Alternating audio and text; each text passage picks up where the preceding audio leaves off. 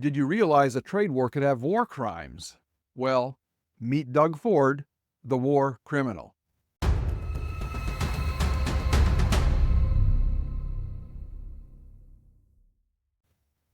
In Canada, Ontario's Premier Doug Ford has done something truly incredible. He's out-Zelensky'd Zelensky. With zero self-awareness, he's standing in front of the cameras, fists clenched, promising to make America feel the pain. Ontario Premier Doug Ford now threatening to shut off electricity to American homes near the border who rely on Canadian power. We keep the lights on to 1.5 million homes in manufacturing in New York, in Michigan, and in Minnesota. I will shut down the electricity going down to the U.S., and I'm telling you, we will do it. Over what? Tariffs? The same tariffs that Canada is supposedly against, but they're matching them? Except here's the kicker. Canada isn't just matching tariffs, they're going beyond. Slapping tariffs on U.S. goods would be one thing, but they're outright banning American alcohol too. That's not economic retaliation, that's economic temper tantrum. This is the country that pretends to value free trade, the friendly people, the polite people, the country that screams when America talks about protecting its people and industries. And now they're banning bourbon? What if Canadians want to pay higher prices and still get their Kentucky booze?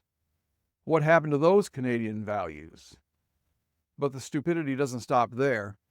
Ford has found the one export Canada sends to the U.S. that isn't hit with tariffs, electricity, and decided that's what he'll cut off. Why would he do that? Because electricity is a necessity. We can't just decide to wait until next year to buy it like you can a new car, or buy from Costa Rica instead of Mexico, like with produce. People have to buy electricity when it's needed, and that's now. Electricity to keep the lights on, to run the factories and hospitals, and to charge our EVs. While we're doing that, Canadians are streaming south to fill up their tanks with American gasoline because guess what?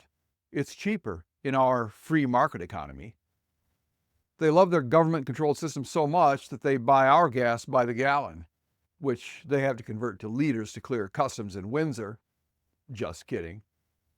But Ford's not threatening to cut that off, is he? Because he knows Canadians want cheap gas. Energy flows both ways. He's happy to shut it off when it goes south, but will he dare stop the flow going north?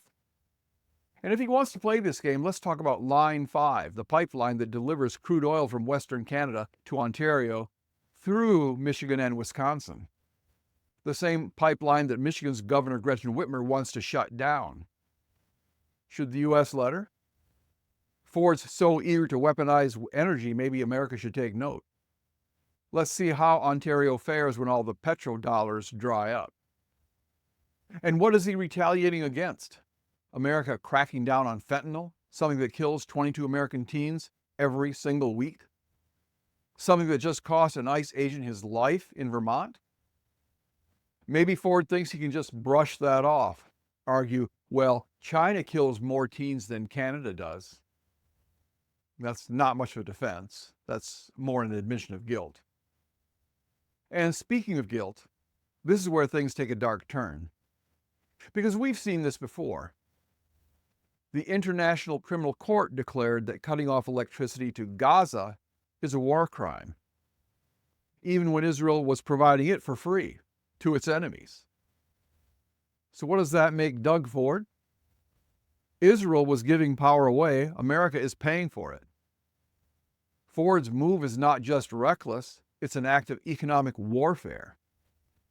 By the ICC's own logic, Ford isn't just bluffing, he's openly threatening a war crime under international law.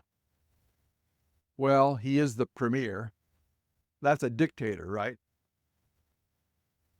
We've got here yet another little man, figuratively speaking, puffing his chest, standing in front of the cameras, thinking he can go toe-to-toe with Trump.